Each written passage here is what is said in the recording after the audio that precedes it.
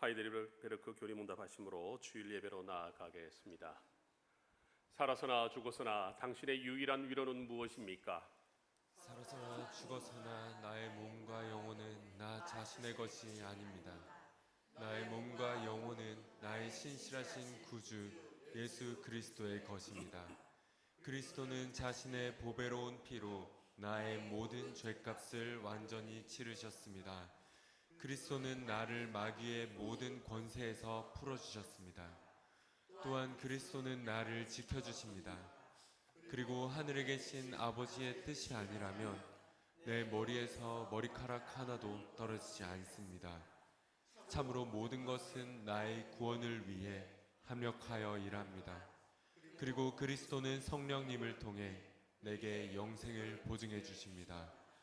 또한 그리스도는 이제부터 진심으로 기꺼이 그리스도를 위해 살도록 나를 준비시키십니다. 아멘. 이 위로 안에 복을 누리며 살다 죽기 위해 당신은 무엇을 알아야만 합니까? 다음 세 가지를 알아야만 합니다. 첫째, 나의 죄와 비참함이 얼마나 큰지 알아야 합니다. 둘째, 어떻게 내가 나의 모든 죄와 비참함으로부터 구원받는지 알아야 합니다. 셋째, 어떻게 내가 그러한 구원을 주시는 하나님께 감사해야 하는지 알아야 합니다. 아멘.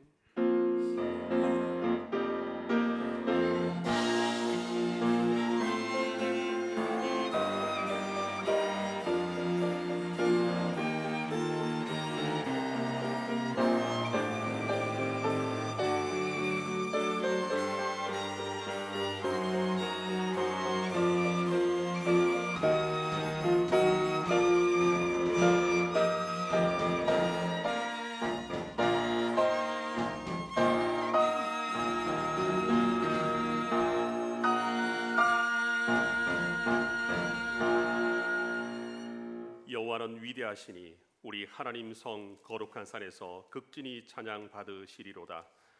터가 높고 아름다워 온 세계가 즐거워하며 큰 왕의 성 곧 북방에 있는 시온산이 그러하도다. 아멘.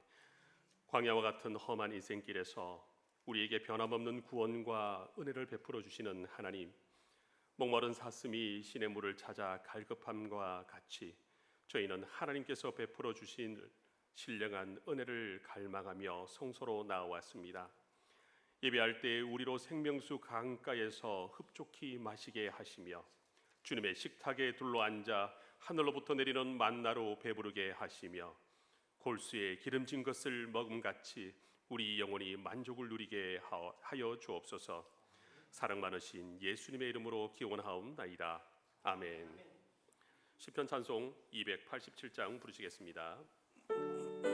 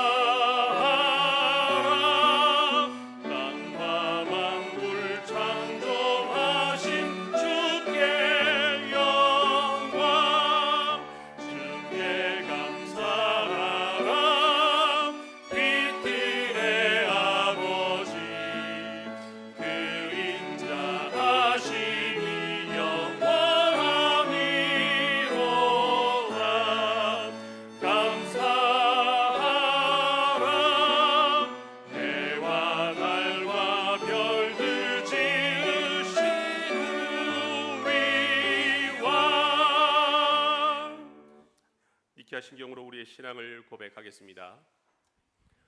우리는 한 분 하나님, 전능하신 아버지, 하늘과 땅의 창조주, 보이는 것과 보이지 않는 모든 것의 창조주를 믿습니다. 우리는 한 주님, 예수 그리스도, 하나님의 독생자, 만세전에 성부에게서 나신 분, 하나님 중에 하나님, 빛 중에 빛, 참 하나님 중에 참 하나님이신 분, 곧 독생하셨고 지으심을 받지 않으셨으며 아버지와 함께 한 본질에 속하신 분을 믿는데 그분으로 말미암아 만물이 지음받았습니다.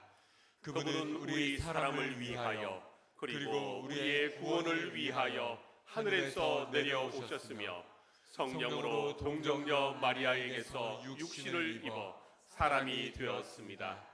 그분은 우리를 위하여 본디오 빌라도 치하에서 십자가에 못 박히시고 고난 받으시고 장사되시고 사흘 만에 성경대로 부활하시고 하늘에 오르셨으며 그리고 아버지 하나님의 우편에 앉아 계시고 산자와 죽은 자를 심판하시려 영광 중에 다시 오실 것이며 그분의 왕국은 영원할 것입니다. 그리고 우리는 성령님 생명의 주이시며 생명을 주시는 분 성부와 성자로부터 나오시고 성부와 성자와 함께 경배와 영광을 받으시며 선지자들을 통하여 말씀하신 분을 믿습니다. 우리는 하나의 거룩한 보편적이고 사도적인 교회를 믿습니다. 우리는 죄의 용서를 위한 한 세례를 인정하며 죽은 자들의 부활과 오는 세상의 생명을 고대합니다. 아멘. 십계명 우리 언약의 말씀을 낭송하시겠습니다. 나는 너를 애굽 땅 종되었던 집에서 인도하여 낸 내 하나님 여호와니라. 너는 나 외에 다른 신들을 내게 두지 말라. 우리는 주님보다 다른 것을 더 좋아하고 사람들을 더 사랑했습니다.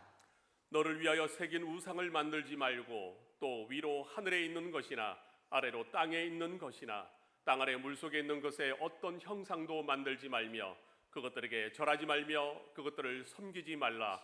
나 내 하나님 여호와는 질투하는 하나님인즉 나를 미워하는 자의 죄를 갚되 아버지로부터 아들에게로 3, 4대까지 이르게 하거니와 나를 사랑하고 내 계명을 지키는 자에게는 천대까지 은혜를 베푸느니라. 우리는 말씀을 따라서 주님을 섬기지 못하였고 헛된 형상을 만드는 것처럼 우리의 하나님을 만들어 우리 자신을 위하는 합당하지 않은 예배를 드렸습니다. 너는 내 하나님 여호와의 이름을 망령되게 부르지 말라. 여호와는 그 이름을 망령되게 부르는 자를 죄 없다 하지 아니하리라. 우리는 주님의 이름을 때로 가볍게 여겼고 거룩히 여기지 못했습니다. 그리고 우리의 말과 행동으로 주님의 이름을 부끄럽게 했습니다. 안식일을 기억하여 거룩하게 지키라. 여섯 동안은 힘써 내 모든 일을 행할 것이나 일곱째 날은 내 하나님 여호와의 안식일인즉 너나 내 아들이나 내 딸이나 내 남종이나 내 여종이나 내 가축이나 내 문 안에 머무는 객이라도 아무 일도 하지 말라. 이는 여섯 동안에 나 여호와가 하늘과 땅과 바다와 그 가운데 모든 것을 만들고 일곱째 날에 쉬었음이라. 그러므로 나 여호와가 안식일을 복되게 하여 그날을 거룩하게 하였느니라. 우리는 주님의 날을 거룩히 지키지 못하였고 온전히 주님을 예배하고 경건한 일과 선행을 베푸는 날로 보내지 못했습니다. 내 부모를 공경하라. 그리하면 내 하나님 여호와가 내게 준 땅에서 내 생명이 길리라. 우리는 마땅히 해야 할 부모에 대한 공경을 다하지 못하였고 위에 있는 자에게 합당한 공경을 하지 못하였고 아래에 있는 자를 존중하지 못하였습니다. 살인하지 말라. 우리는 하나님의 형상인 사람을 값싸게 취급하였고 분노와 미움으로 피를 흘리는 자리에 서 있었습니다. 간음하지 말라. 우리는 마음으로 말로 행동으로 음란하고 부정한 일을 하였습니다. 도둑질하지 말라. 우리는 우리의 필요를 채우시는 하나님을 의지하지 못하여 훔치고 빼앗고 속이는 죄를 지었습니다. 내 이웃에 대하여 거짓 증거하지 말라. 우리는 거짓말로 하나님께 신실하지 못하였고 이웃을 해쳤습니다. 내 이웃의 집을 탐내지 말라. 내 이웃의 아내나 그의 남종이나 그의 여종이나 그의 소나 그의 나귀나 무릇 내 이웃의 소유를 탐내지 말라. 우리는 불만과 질투와 욕정으로 탐심을 키우는 죄를 지었습니다. 아멘. 찬송가 453장 부르시겠습니다.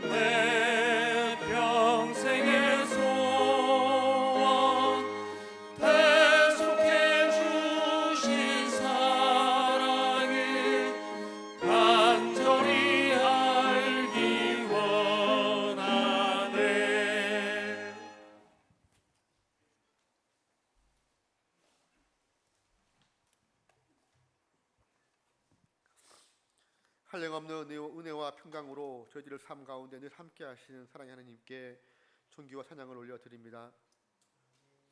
부활의 소망 되시는 예수님을 일생의 주인으로 삼아 이 땅에서부터 영생의 삶을 누리며 살아가는 은혜를 베푸신 하나님께 감사드립니다. 이토록 크신 은혜로 하나님의 자녀가 되어 하나님 영광을 위해 살아가야 됨이 당연함에도 세속의 끈을 끊지 못하고 여전히 세상에 속한 것을 더 사랑하며 그 안에 기쁨과 즐거움을 찾아 헤매었던 무지하고 어리석었던 죄인의 모습으로 일주를 살았음을 고백하오니 저희들의 죄를 용서하여 주시옵소서. 이들의 생명의 주인이신 예수님을 온전한 신뢰하는 믿음으로 매일 일상 속에서 경건의 삶을 실천하며 살아가는 신실한 그리스도인 되게 하시고 삶 가운데 성령의 함께 하심과 인도하심을 체험으로 믿음의 성장을 경험하게 하옵소서. 우리 죄인들을 위해 이 땅에 오사 인류의 모든 죄를 지시고 십자가에서 피 흘려 죽으심으로 하나님의 의를 충족하신 주님의 놀라운 사랑과 이를 통해 성부 하나님이 우리를 얼마나 사랑하시는지를 확증해 보여주심을 말씀을 통해 깨달아 알게 하시고 전심으로 그 사실을 믿게 하사 기쁨으로 하나님 말씀에 순종하는 믿음을 허락하옵소서.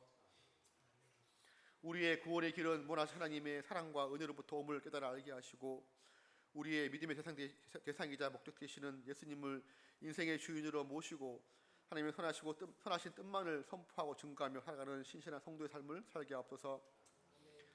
이 나라 이 민족을 사랑하시는 하나님 하나님의 은혜로 물질의 풍요와 안정된 삶 가운데 마음껏 자유를 누리며 살아갈 수 있도록 은혜를 베푸셨지만 물질의 풍요에 취해 지금까지 베푸신 하나님의 은혜를 잊어버리고 하나님의 통치를 거부하며 부정과 부패와 타락되어가는 영원한 생명의 길을, 영원한 사망의 길을 걸어가고 있습니다.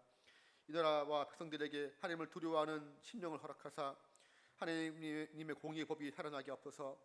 또 하나님을 먼저 만나 믿음의 길을 걸어가고 있는 저희들부터 온전한 자복과 회개로 하나님 앞에 엎드리게 하시고 하나님을 향한 첫사랑이 회복되며 뜨거운 믿음의 열정이 온 나라에 퍼지게 하사 다시금 영적 부흥이 일어나 그리스도의 거룩한 영으로 회복되는 복된 나라 되게 하옵소서. 장세부 교회를 위해 기도드립니다. 우리 장세부 교회가 하나님 맡겨진 영적 부흥의 사명을 잘 감당할 수 있도록 말씀과 기도로 늘 준비되게 하시고 이 지역과 나라를 하나님 나라를 변화시키는 거룩한 도구로 사용되는 은혜 충만한 교회, 하나님께 인정받는 교회 되게 하옵소서. 하나님께서 맡겨주신 어린 양들을 하나님 말씀으로 늘 가르치고 이끄시는 담임 목사님에게 한량없는 은혜로 함께하사 하나님의 필요한 모든 것을 미리 예비하사 채워주시고 특별히 맡겨주신 목회 사역을 충실히 감당해낼 수 있도록 영육간의 강건함 허락하옵소서. 또 여러 가지 모양으로 하나님 전을 위해 수고하며 헌신하는 손길을 기억하사 축복하여 주시고 무엇보다 하나님 영광을 위해 헌신함을 기쁨으로 여기는 성숙한 믿음을 허락하옵소서. 여러 가지 질병과 노안의 고통 중에 하나님 찾는 사랑하는 자녀들을 기억하옵소서. 하나님 권능의 손길로 어루만지사 아프고 힘든 몸과 영이 회복되며 이를 통해 하나님의 역사하심을 충만히 경험하게 하옵소서. 또한 이 땅에서 하나님께서 맡겨주신 사명을 충실히 감당하며 믿음을 지키다 하나님의 부르심을 기다리는 귀한 자녀들의 남은 인생을 하나님의 위로와 평안 가운데 늘 함께하여 주시고 또한 불체 찾아오는 이 생의 죽음까지도 거룩한 삶 속에서 기도로 늘 준비하는 가운데 나사로와 같이 하나님의 품에 안기는 복을 허락하옵소서. 세상 속에 지친 몸과 마음으로 이 자리에 나와 하나님의 말씀으로 위로와 평안을 얻고자 하는 성도들의 심령을 보살피사 상한 심령이 회복되어 하나님의 거룩한 영으로 가득 채워지는 은혜 시간 되게 하옵소서.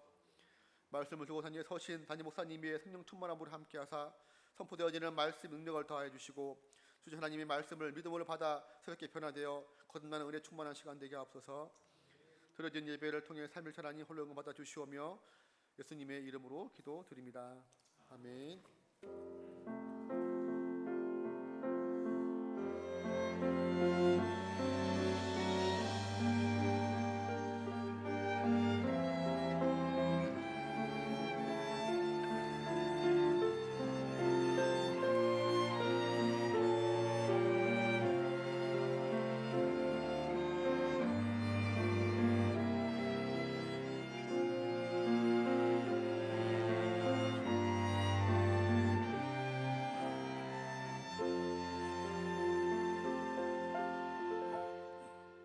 오늘 우리에게 주신 말씀은 요한복음 3장 1절에서 8절 말씀입니다. 한 절씩 교독 후 마지막 절은 합독하도록 하겠습니다. 그런데 바리새인 중 니고데모라 하는 사람이 있으니 유대인의 지도자라. 그가 밤에 예수께 와서 이르되 랍비여 우리가 당신은 하나님께로부터 오신 선생인 줄 아나이다. 하나님이 함께 하시지 아니하시면 당신이 행하시는 이 표적을 아무도 할 수 없음이니이다. 예수께서 대답하여 이르시되 진실로 진실로 내게 이르노니 사람이 거듭나지 아니하면 하나님의 나라를 볼 수 없느니라. 니고데모가 이르되 사람이 늙으면 어떻게 날 수 있겠습니까? 두 번째 모태에 들어갔다가 날 수 있사옵나이까? 예수께서 대답하시되 진실로 진실로 내게 이르노니 사람이 물과 성령으로 나지 아니하면 하나님의 나라에 들어갈 수 없느니라. 육으로 난 것은 육이요 영으로 난 것은 영이니 내가 내게 거듭나야겠다 하는 말을 놀랍게 여기지 말라. 바람이 임의로 불매 내가 그 소리는 들어도 어디서 와서 어디로 가는지 알지 못하나니 성령으로 난 사람도 다 그러하니라. 아멘. 아멘. JSPC 남성 중창단 나와서 하나님께 영광 올려드리겠습니다.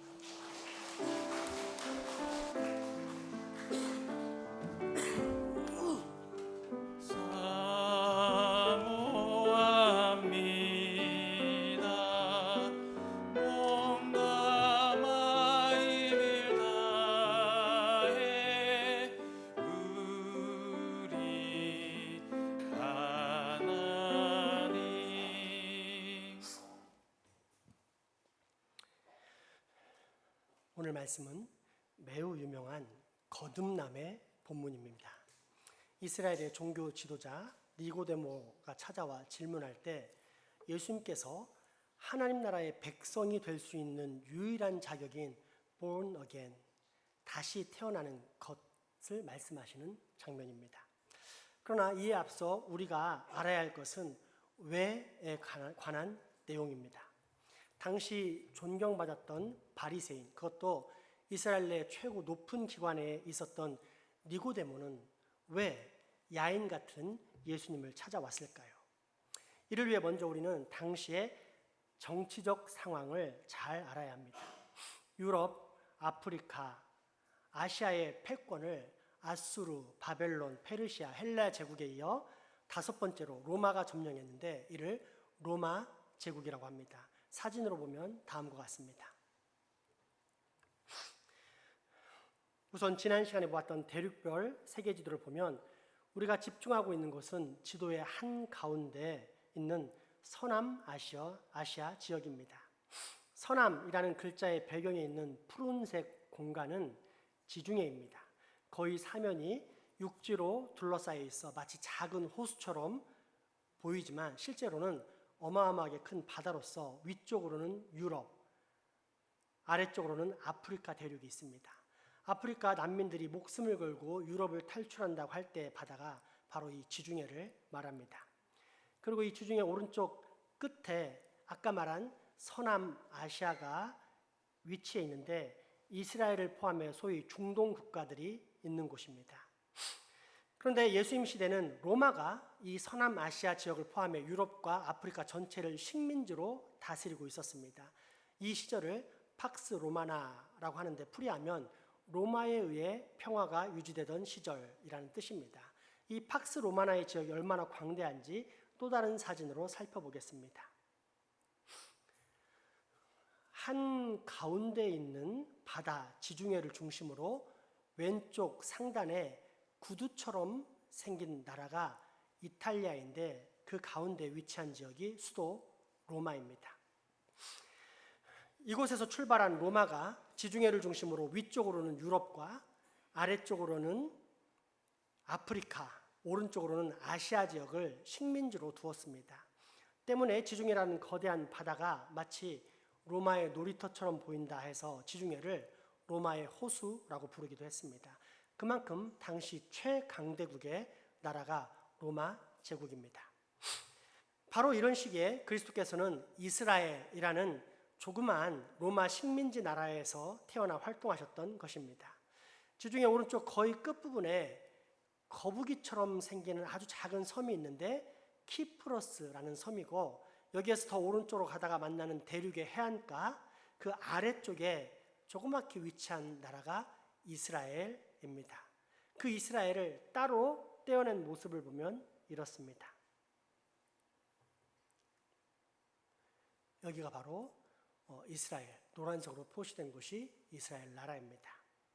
그런데 이 사진은 현대의 지명까지 포함한 이스라엘의 지도이기 때문에 예수님 당시의 지도를 살펴보겠습니다. 다음과 같습니다. 지난 시간 잠시 소개했듯이 로마 제국에 있어서 이스라엘은 매우 까다롭고 시끄러운 식민지였기에 로마의 통치와 별개로 그 지역의 문화와 정서를 잘 알고 다스릴 수 있는 사람을 채용하게 되는데 그것이 에돔 사람인 헤롯입니다. 물론 예수님께서 공생애를 시작하실 때는 예수님 탄생 시 예수님을 죽이려 했던 대헤롯 왕은 이미 죽었지만 여전히 그 헤롯 가문의 아들들이 이스라엘 땅을 나누어서 다스리고 있었기 때문에 특별히 상황이 나아지진 않았습니다. 이 헤롯 왕들을 분봉왕이라고 하는데 그들이 다스린 지역을 구체적으로 살펴보면 다음과 같습니다. 사마리아와 유대 지방을 포함해 옅은 분홍색으로 칠해진 곳은 장남인 아켈라오가 다스렸고 둘째인 안티파스는 갈릴리와 베레아가 포함된 보라색으로 칠해진 곳을 다스렸으며 셋째 아들인 빌립은 저 위쪽에 바타네아랑 드라고닛이 포함된 갈색 지역을 다스리고 있었습니다. 이상이 예수님이 살았던 당시의 대략적인 정치적, 지리적 상황입니다. 그러면 한번 생각해 봅시다. 두 개의 민족에게 식민 지배를 당하고 있는 이스라엘, 그것도 살아계신 하나님께서 선택하신 민족이라는 자부심을 가진 이스라엘 백성들에게 이러한 식민사회가 편하겠습니까? 로마의 속국이 되어 사는 것은 어쩔 수 없는 우리의 운명이다라는 자포자기의 인생들로 살고 있었겠습니까? 아닙니다. 해방과 독립에 대한 열망이 가득했습니다. 실제로 열심당이라는 단체가 생겼는데 우리식으로 말하자면 청산리 전투 같은 전투를 통해 일제를 향해 반기를 들었던 독립군처럼 로마와 헤롯 일가를 향한 게릴라식 전투를 일삼는 이스라엘 독립군입니다. 문제는 이 열심당의 열심이 얼마나 투철했는지, 심지어 같은 민족인 이스라엘 동포들까지 해코지했다는 것입니다. 이유는 간단합니다. 자신들과 같이 열심을 함께 내지 않는다는 이유, 자신들처럼 목숨을 걸고 싸우는 대신 그저 방관하고 있다는 이유만으로 결국 너도 네 이속만 챙기는 로마 군병이나 헤롯 일가와 똑같은 놈이다 라면서 같은 동포들마저 치고 때릴 뿐 아니라 심지어 칼로 찔러 죽이기도 했습니다. 마치 미국의 케네디 대통령이 그에 져서 용기 있는 자에서 지옥의 가장 뜨거운 자리는 방관자를 위해 마련되어 있다라고 말한 것처럼 자신들의 열심에 동참하지 않는 사람들을 비겁한 방관자라고 규정하며 처단했던 것입니다. 우리나라의 현대에 지금 이 시대에 적용하자면 마치 야당인 민주당원들이 길거리를 돌아다니면서 여당인 국민의힘을 지지하는 사람들 만나면 무차별적 폭력을 행사하는 모습이라 할 수 있습니다. 길거리에서 틈만 나면 폭행과 칼부림이 일어나니 사람들이 얼마나 불안했겠습니까? 그것이 예수님 당시의 이스라엘 사회입니다. 로마 군병은 자기 멋대로 세금을 아무렇게나 매기고 그 액수 또한 자기 마음대로입니다. 어제까지 1,000원 하던 통행세를 오늘은 10,000원을 받습니다. 헤롯 왕가 역시 자신의 편안과 풍요를 위해 이스라엘 민족을 쥐어짭니다. 그나마 같은 편이라 여겼던 열심당조차 기분에 따라 여차하면 동포를 향한 폭력과 상해를 일삼습니다. 사방이 난무하는 폭력과 부조리로 얼룩진 불안과 공포의 시대가 예수님께서 활동하시던 이스라엘 사회였습니다. 때문에 모든 사람들은 메시아를 기다렸습니다.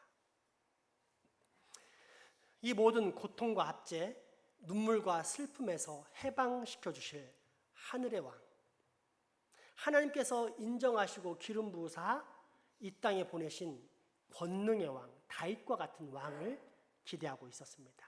안전과 평안이 보장된 세계, 새하늘과 새 땅인 하나님의 나라가 실현되기를 간절히 소망했습니다. 그리고 이것은 헛된 백일몽이 아닌 분명한 근거가 있는 희망이었습니다. 구약에 그런 왕이 오셔서 다스릴 나라가 이미 예언되어 있었기 때문입니다. 이사야서 11장 1절에서 9절까지의 말씀입니다. 이새 줄기에서 한 싹이 나며 그 뿌리에서 한 가지가 나서 결실할 것이요 그의 위에 여호와의 영 곧 지혜와 총명의 영이요 모략과 재능의 영이요 지식과 여호와를 경외하는 영이 강림하시리니 그가 여호와를 경외함으로 즐거움을 삼을 것이며 그의 눈에 보이는 대로 심판하지 아니하며 그의 귀에 들리는 대로 판단하지 아니하며 공의로 가난한 자를 심판하며 정직으로 세상의 겸손한 자를 판단할 것이며 그의 입에 막대기로 세상을 치며 그의 입술의 기운으로 악인을 죽일 것이며 공의로 그의 허리띠를 삼으며 성실로 그의 몸의 띠를 삼으리라. 그때 이리가 어린 양과 함께 살며 표범이 어린 염소와 함께 누우며 송아지와 어린 사자와 살진 짐승이 함께 있어 어린아이에게 끌리며 암소와 곰이 함께 먹으며 그것들의 새끼가 함께 엎드리며 사자가 소처럼 풀을 먹을 것이며 젖먹는 아이가 독사의 구멍에서 장난하며 젖된 어린아이가 독사의 굴에 손을 넣을 것이라. 내 거룩한 산 모든 곳에서 해됨도 없고 상함도 없을 것이니 이는 물이 바다를 덮음같이 여호와를 아는 지식이 세상에 충만할 것임이니라. 아멘. 이 얼마나 황홀한 나라입니까? 사자와 소가 사이좋게 나란히 풀을 뜯어먹는 나라가 과연 가능하겠습니까? 그런데 메시아가 오면 이런 나라가 이루어진다는 것입니다. 그러니 이스라엘 민족의 메시아 대망 사상, 메시아를 간절히 소망하고 기다리는 마음을 충분히 짐작하고도 남지 않겠습니까? 그리고 이때 마침 메시아라고 추정되는 사람이 혜성같이 등장합니다. 광야에 외치는 소리인 세례 요한입니다. 하지만 요한은 자신은 메시아가 아니고 자기 뒤에 오는 저 예수님이 그리스도, 즉 메시아라고 선포합니다. 때문에 당시 예수 그리스도를 향한 이스라엘 민족의 메시아 대망 사상은 가히 폭발적이었다고 해도 무방합니다. 실제로 예수님이 하신 일들이 무엇입니까? 눈먼 자를 고치셨습니다. 안진뱅이를 일으키셨습니다. 불치병이라 불리던 나병도 깨끗하게 고치십니다. 온갖 질병을 깨끗하게 고치셨고 그의 메시지는 또한 하늘로부터 오는 권능의 말씀들로서 지금까지 이런 선지자는 없었습니다. 메시아의 가능성이 정말로 높았습니다. 그리고 이 소식은 열심당원들에게도 큰 소망을 주었는데 오병이어, 즉 물고기 2마리와 떡 5개밖에 없는데 2만 명을 먹이심이 그렇습니다. 장차 전쟁이 나도 군량미 걱정할 필요가 없습니다. 죽은 지 나흘이나 된 나사로도 다시 살리신 사건은 또 어떻습니까? 전쟁에서 싸우다 죽어도 다시 살려내면 되니 불사신 군대를 만들 수 있었습니다. 그러니 열심당 입장에서 당연히 예수님은 메시아이지 않을까, 아니 반드시 메시아이기를 바랬었습니다. 그런데 이와는 결이 다른 또 다른 독립군 무리가 있었는데 그들의 이름은 바리새인입니다. 바리새인들은 성경을 연구하는 사람으로서 당연히 메시아 대망 사상을 가지고 있었습니다. 문제는 메시아가 오는 때입니다. 그들이 생각하기에 메시아는 하나님을 아는 지식이 충만하고 더불어 하나님께서 주신 율법을 충분히 잘 지킬 때 비로소 오시는 것입니다. 그래서 오직 율법에 집중해 그 율법을 가르치고 또 지키는데 온 힘을 기울였습니다. 10계명을 포함한 613개의 계명과 더불어 이 율법들을 잘 지키기 위해 만들어진 미드라시라든지 미시나와 또한 그 해석서인 탈무드가 바로 이런 바리새인들의 작품입니다. 그러면 바리새인들이 보기에 지금 이스라엘 백성들이 율법을 충분히 잘 지키고 있었을까요? 아닐까요? 분명히 아니었습니다. 그런데 세상에서는 메시아가 왔다고 떠듭니다. 예수님이 그리스도, 즉 메시아라고 떠들어댑니다. 때문에 일부 바리새인들이 세밀히 조사를 해보았는데 뭔가 다르다는 것을 확인합니다. 그래서 그들 중 대표를 뽑아 진짜 메시아인지, 그래서 현재 우리들이 가지고 있는 질문에 답변할 수 있는지를 확인하기 위해서 대표를 뽑아 보내는데 그가 바로 니고데모라는 사람입니다. 우리가 라는데 힌트가 담겨 있습니다. 오늘 본문 요한복음 3장 1절에서 2절까지의 말씀입니다. 그런데 바리새인 중에 니고데모라 하는 사람이 있으니 유대인의 지도자라. 그가 밤에 예수께 와서 이르되 랍비여, 우리가 당신은 하나님께로부터 오신 선생인 줄 아나이다. 하나님이 함께 하시지 아니하시면 당신이 행하시는 이 표적을 아무도 할 수 없음이니이다. 아멘. 때문에 우리는 이 니고데모를 통해 예수 그리스도를 어떻게 만나야 하는지를 간략히 살펴보고자 합니다.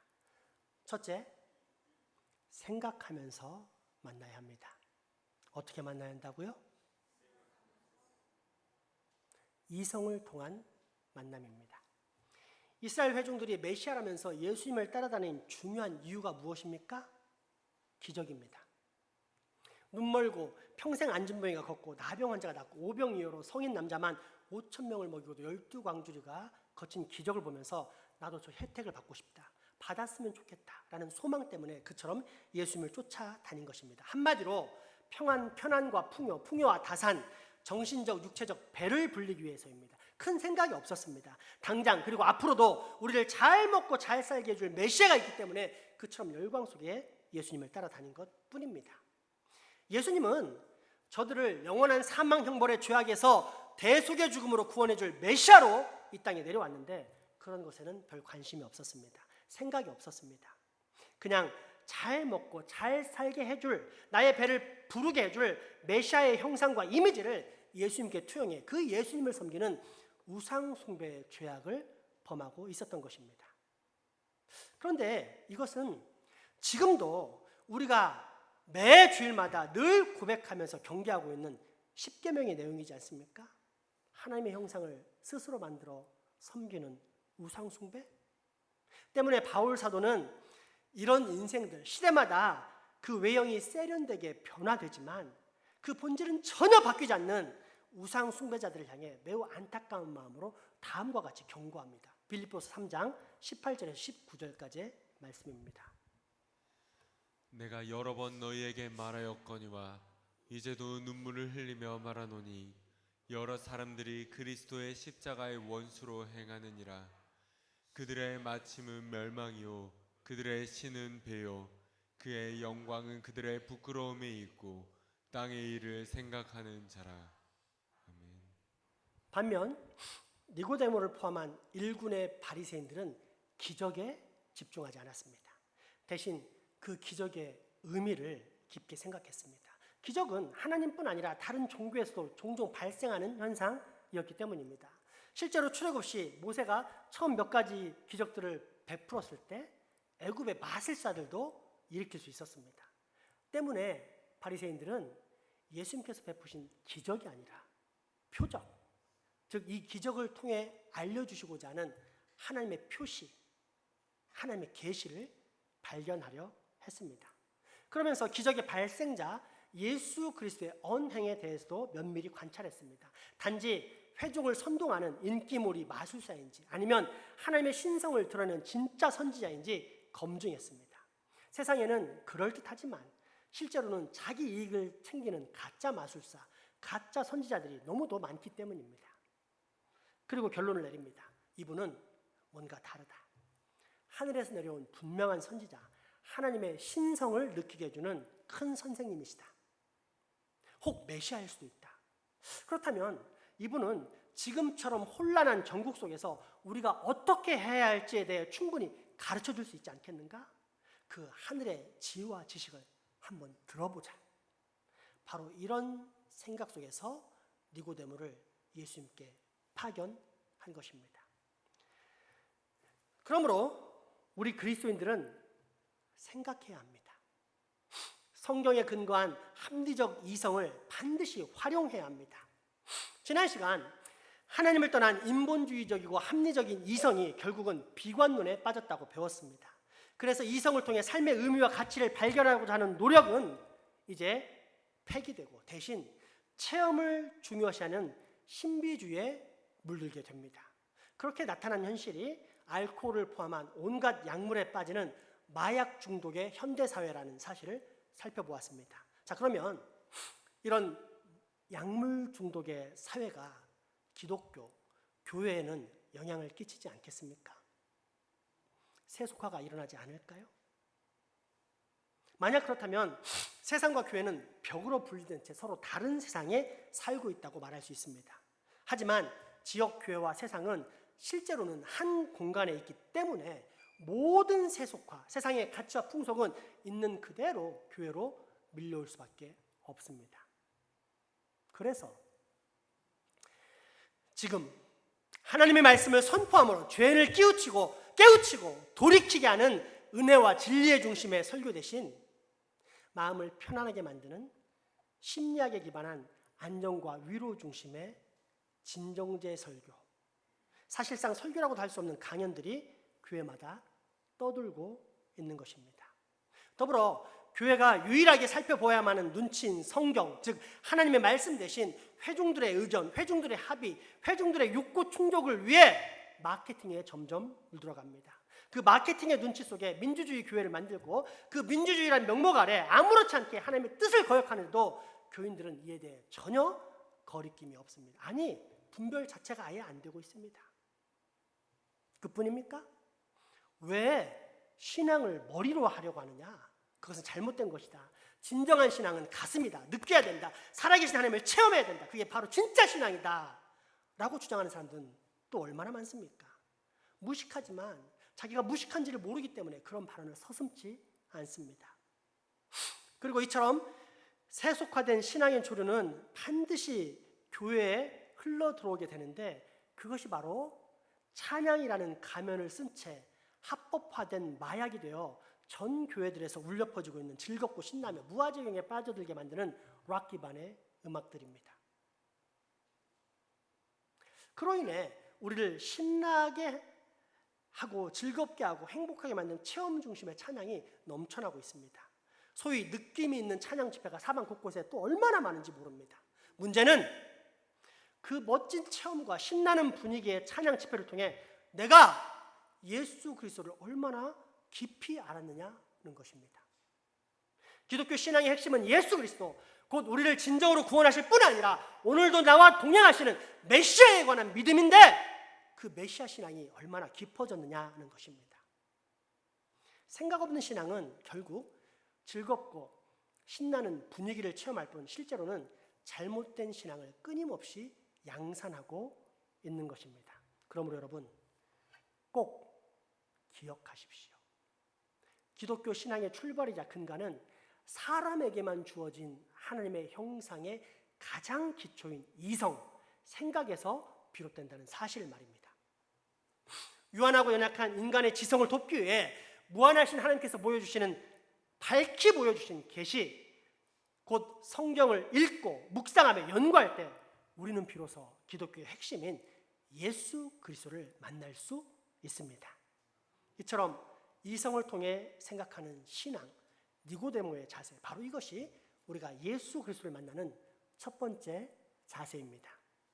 둘째, 진지함입니다.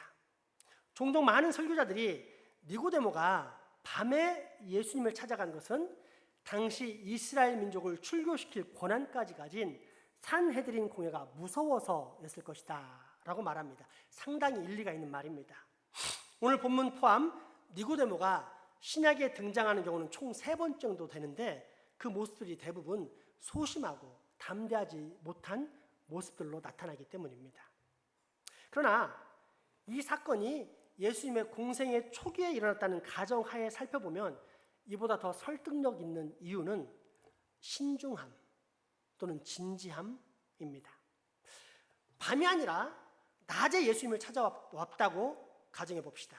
온갖 장애인들이 눈뜨고 일어나고 병이 고쳐지고 죽은 자가 살아나고 아무것도 없는 곳에서 먹을 것이 막 솟아나므로 사람들이 감탄하고 소리치고 감격 속에 울기도 하고 행복 속에 크게 소리쳐 웃기도 하는 상황 가운데 니고데모의 질문이 들리겠습니까?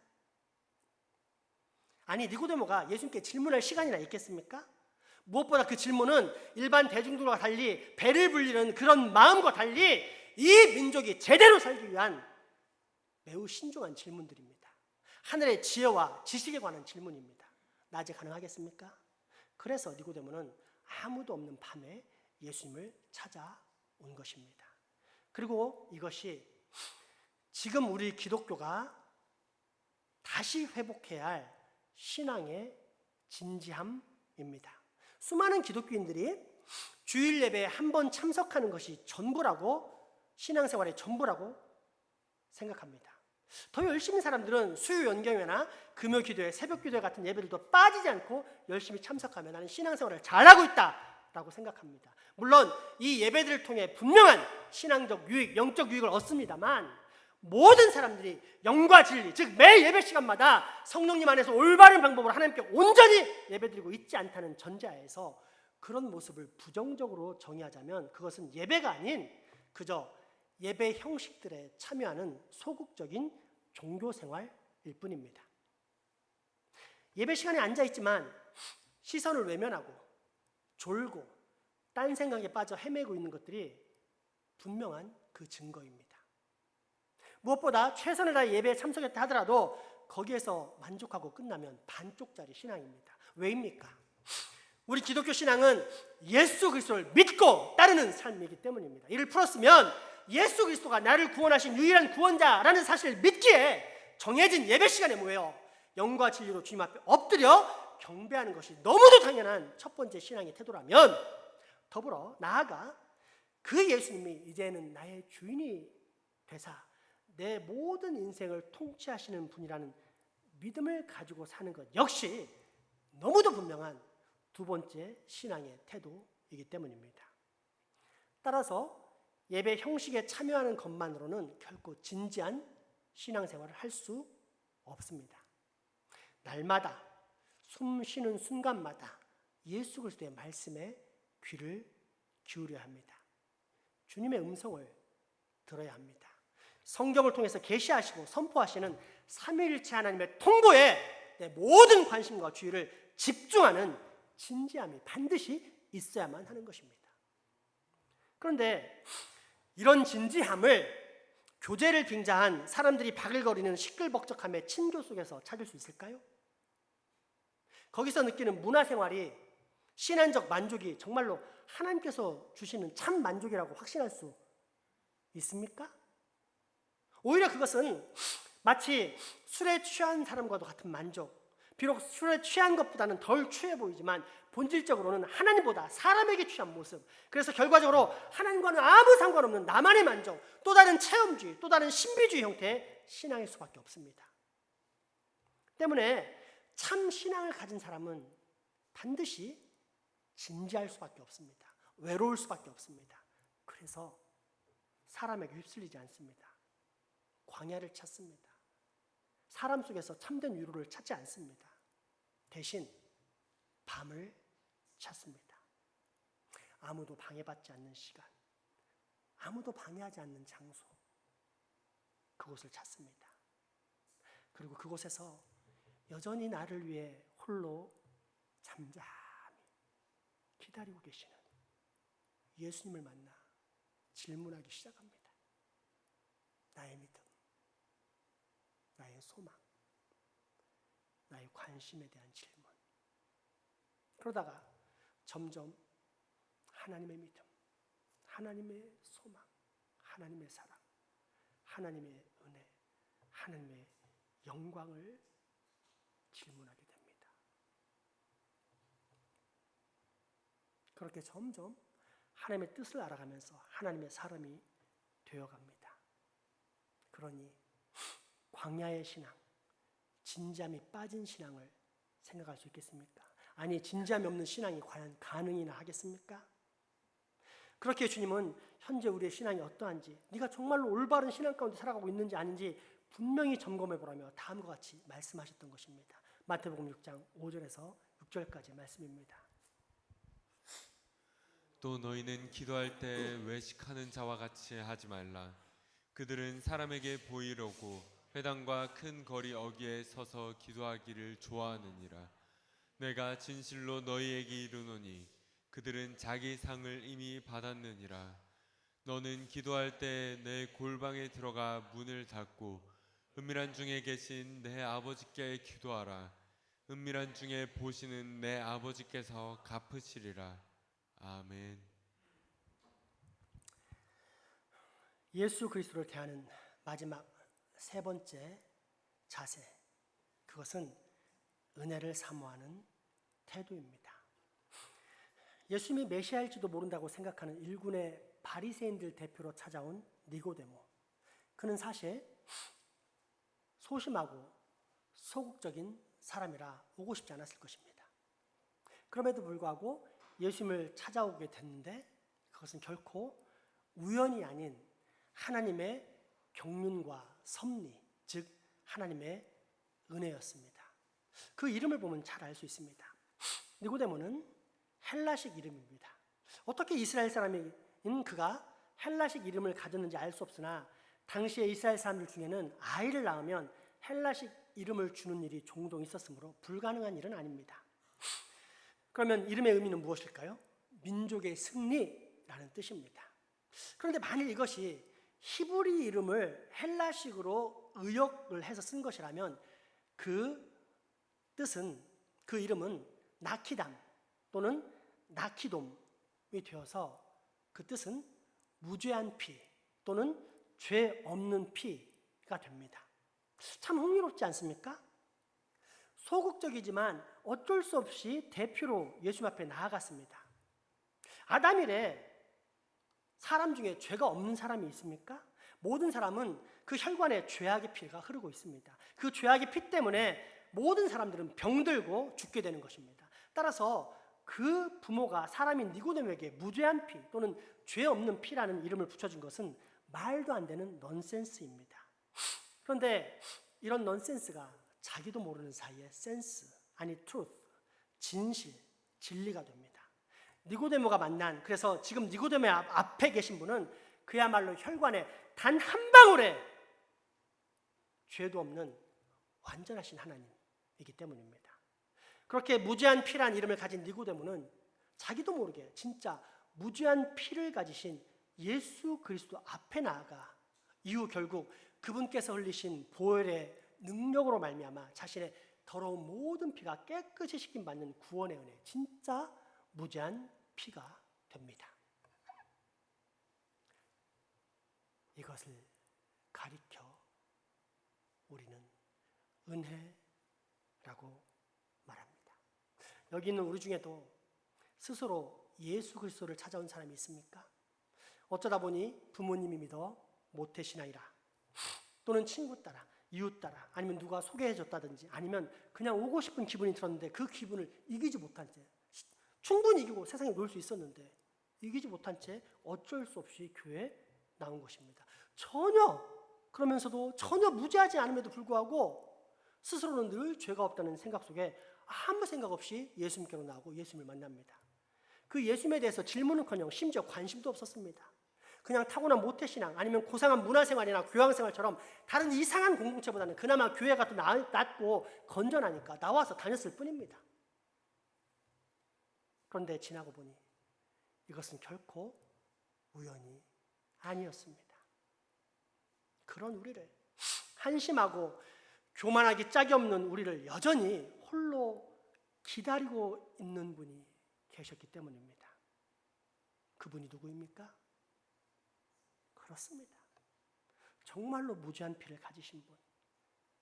그래서 무죄하다고 하지만 실제로는 죽음의 피로 가득한 우리 피를 당신의 거룩한 피로 새롭게 수혈하사 정말로 무죄한 피로 만들어주신 분, 바로 우리 주 예수 그리스도입니다. 그렇습니다. 지금 우리는 바로 이 예수 그리스도의 은혜로 말미암아 구원받은 것입니다. 그러니 과연 우리가 은혜를 사모함 없이 신앙생활을 할 수 있을까요? 아니, 하나님의 은혜를 묵상하지 않는 신앙생활이 가능하긴 하겠습니까? 그러므로 우리는 날마다 은혜 가운데 살아가야 합니다. 이미 베풀어 주신 은혜, 지금도 베풀고 계신 은혜, 그리고 장차 베풀어 주실 그 모든 하나님의 은혜를 묵상하면서 감사와 찬양, 경배와 영광을 올리며 그 은혜에 의존해 살아가야 하는 것입니다. 이것이 바로 예수 그리스도를 만나는 세 번째 자세입니다.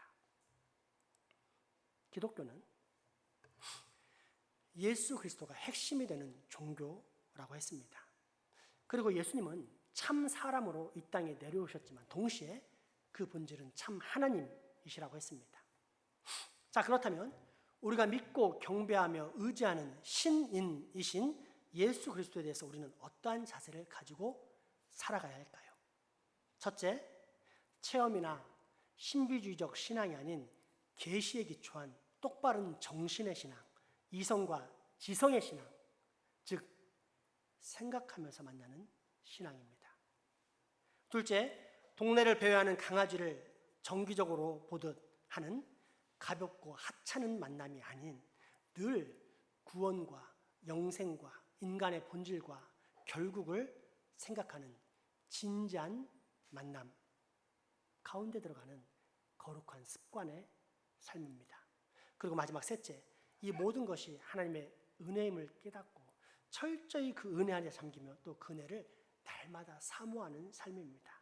바로 이러한 신앙의 태도들이 우리의 구주이신 예수 그리스도를 만나는 올바른 자세입니다.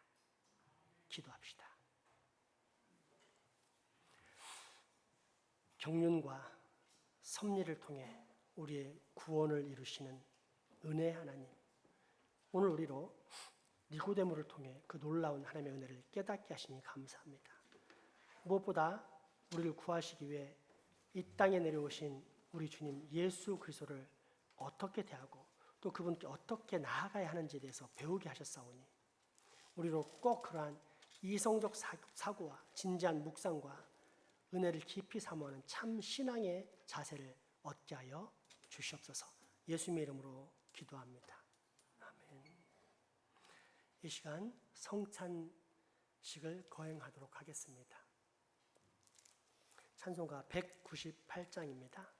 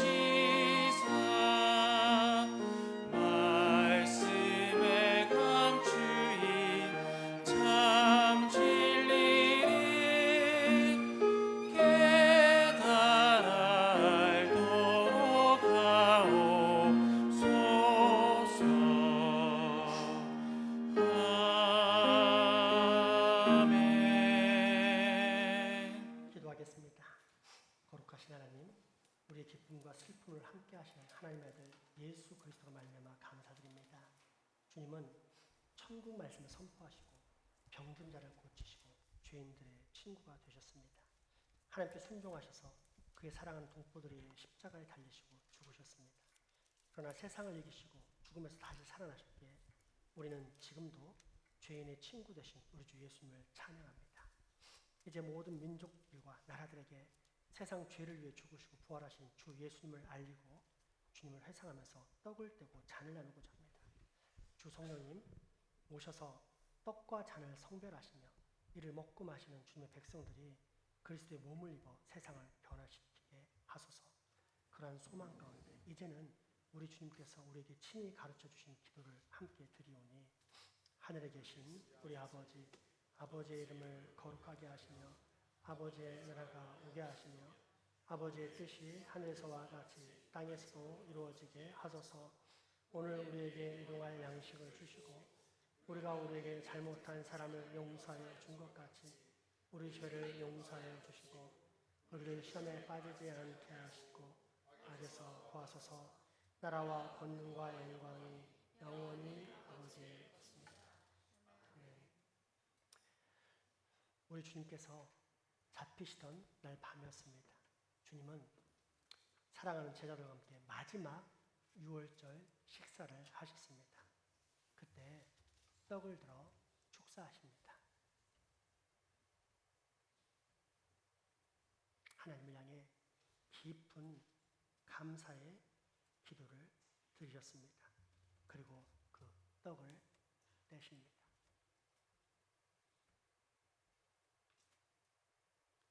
이후 제자들에게 주시면서 말씀하십니다. 이것은 너희를 위하여 상하고 찢긴 내 몸이다. 받으라. 먹으라. 주님의 명을 받아 주님의 몸을 받겠습니다.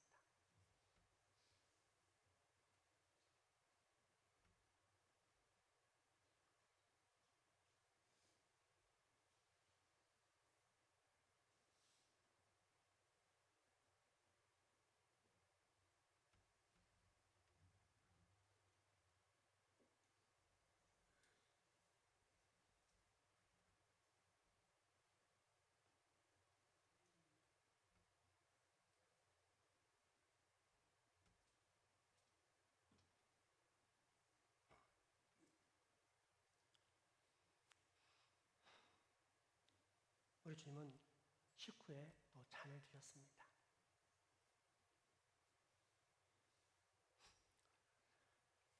잔을 들어 높이 축사, 감사의 기도를 드리시고 그 잔을 따르십니다.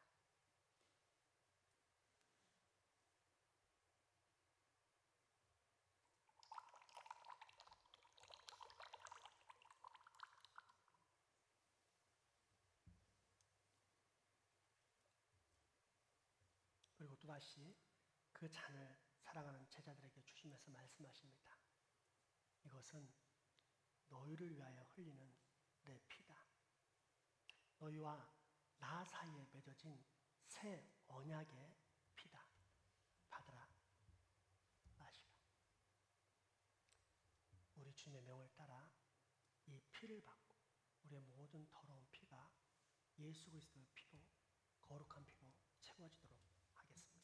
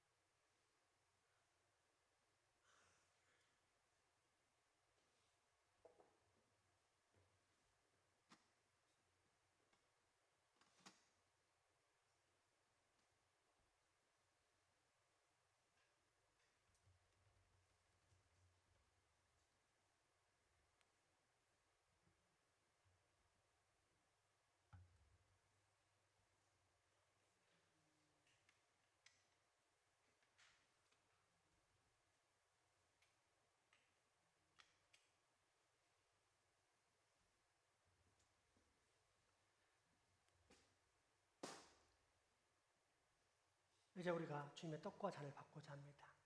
그 찢기신 몸과 피 흘리신 보혈을 기억하며 주님 주시는 은혜의 선물을 받고자 합니다. 경건한 마음으로 성찬에 임하시기 바랍니다.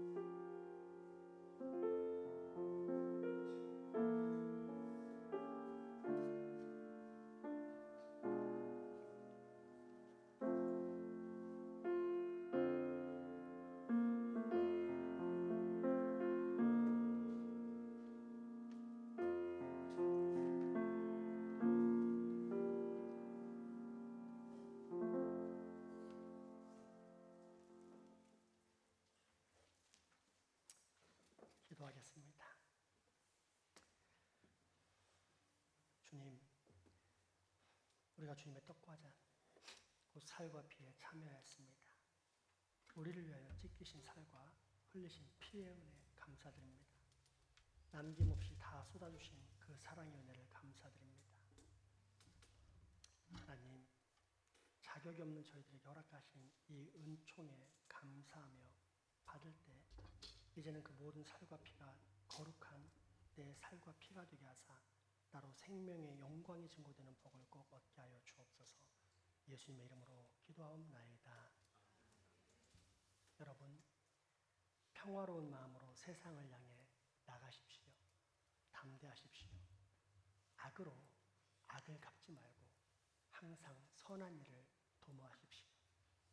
이웃의 아픔에 동참하며 모든 사람을 사랑함으로 주께 봉사하십시오. 성령님의 능력 안에서 항상 기뻐하십시오. 찬송가 213장 찬양하시겠습니다.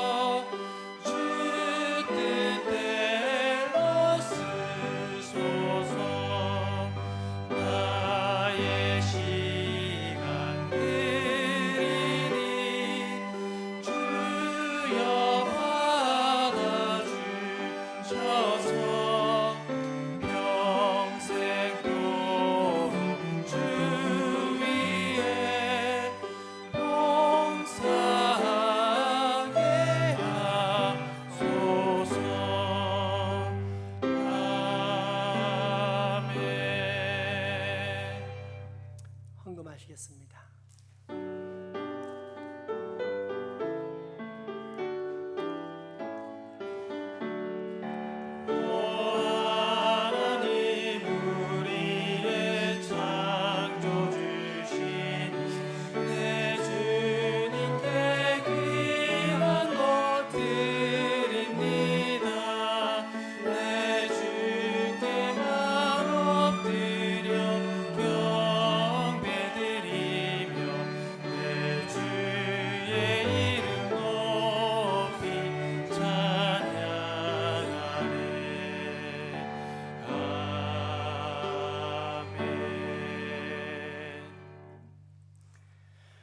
하나님 아버지, 주신 은혜 감사하여 오늘도 적으나마 우리의 정성을 드립니다.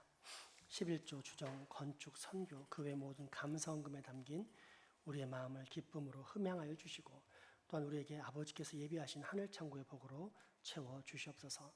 마음은 있어도 여러모로 연약해 바치지 못한 손길에도 위로와 더불어 크신 은혜를 베푸사 영육 간의 강건함뿐 아니라 수개월, 수년 내에 그 누구보다도 많이 드릴 수 있는 경제적 형통과 풍성함을 허락하여 주옵소서.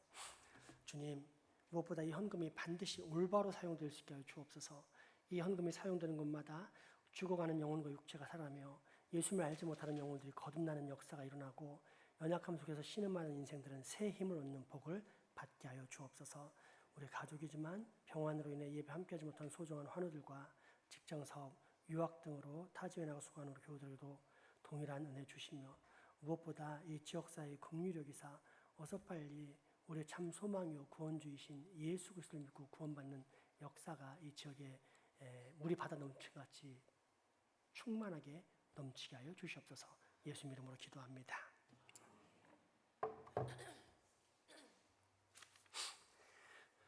교회 소식 전해드립니다.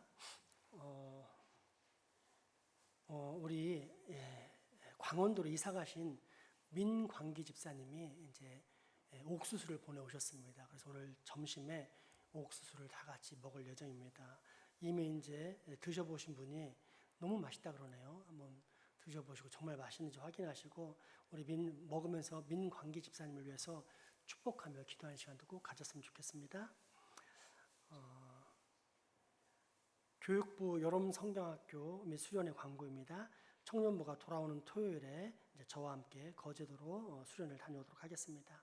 아동부와 중고등부는 8월 12일에서 15일 3박 4일 동안 어성경 하고 마치고 또 성막 견학하고 전남 여수로 가서 자연체험하고 돌아오는 시간들을 갖겠습니다. 미리 많이 기도해 주시고 여러모로 도와주시면 감사하겠습니다. 마지막 찬양 드리겠습니다.